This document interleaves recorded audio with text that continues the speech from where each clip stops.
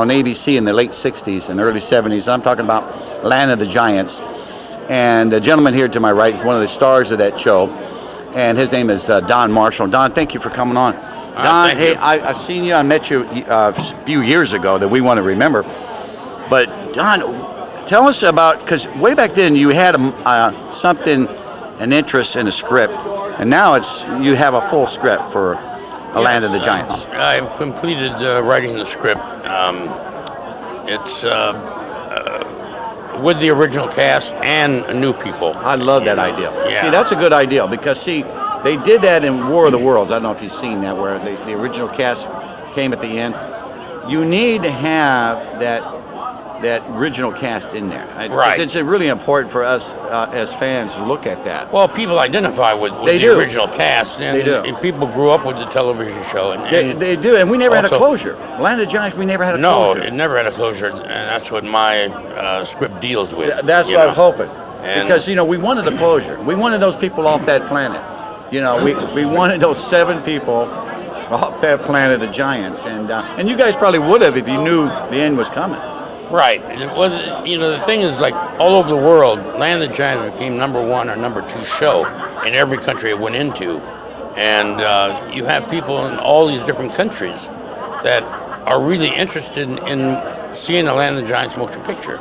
That's true. And you look at like they did the Star Trek movie. It's just huge ratings, and people are just really going to these movies. The Star Wars saga. They redid them all and still made a lot of money. That's right. I think the sci-fi will never go away. I think that's a real strong genre. Oh no, sci-fi's here to stay. Yeah. And that is a classic all time.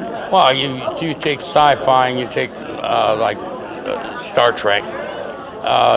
Gene Roddenberry created something when he did Star Trek, because he introduced a new generation, and also products that came from Star Trek that were not actually working on the show, but people that were watching the show eventually went to school or went to college or whatever, and then developed these products. That's true. Yeah, that's true. And we've always had an interest in giants.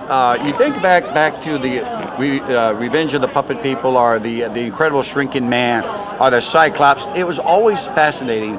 A giant. Yeah. Jack and the Beanstalk, Jack the Giant Killer.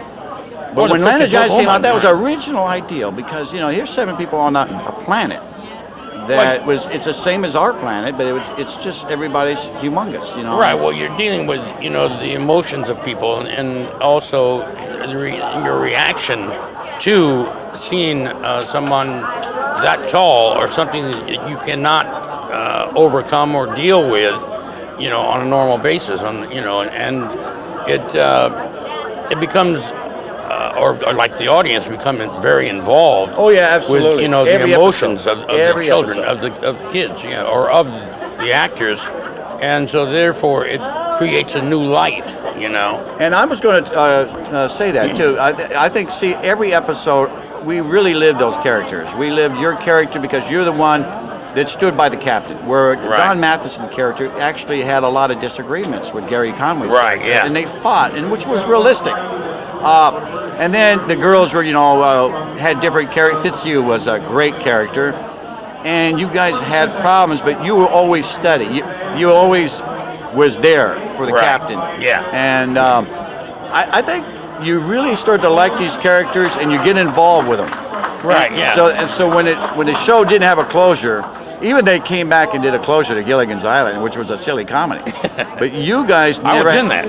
Really? Yeah, that's right. I played the FBI agent, right? That is right. Yeah, right. The reason why I brought that up, because we want a closure to Land of the Giants. And that's what my film will do. We'd love to see that. Yeah, my film will do that.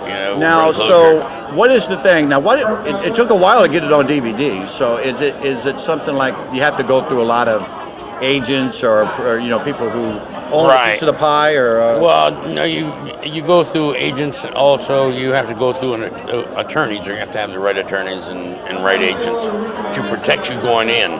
If you don't do that, you can forget it. Okay. Well, I got to tell you something. I told Matheson, you guys were physical. Now I talked to you before Right. about this, and he said about you had stuntmen, but the stuntman kind of showed you what to do, but you guys went up that grappling hook yourself. Right. Yeah, we And did. to me, that was you. All three of you guys, you, Matheson, Conway, all looked very physical to me.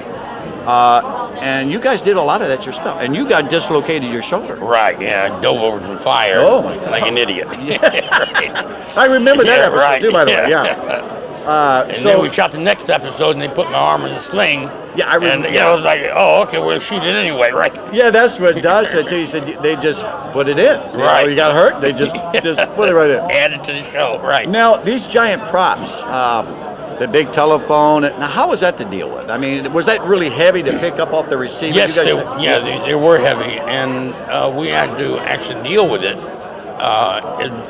And it became very realistic, even because it wasn't real light or any of that. We had to deal with the heaviness of the product, whatever it may be.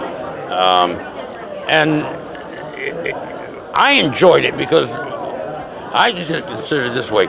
I was getting paid to do my exercise. Yeah, you were. You know, yeah, so- getting the exercise Yeah. and working too. Right, thank Because you. I'm a fan and I really enjoy it, and I really like your company. So I really Thank you, I appreciate that. Thank you very much. All righty. Don Marshall, everybody. Hey, don't go away. We'll be right back with more here at Beverly Garland Showstopper Star Spectacular. Mickey Sonardi, Jeff Star Talk. So stay tuned.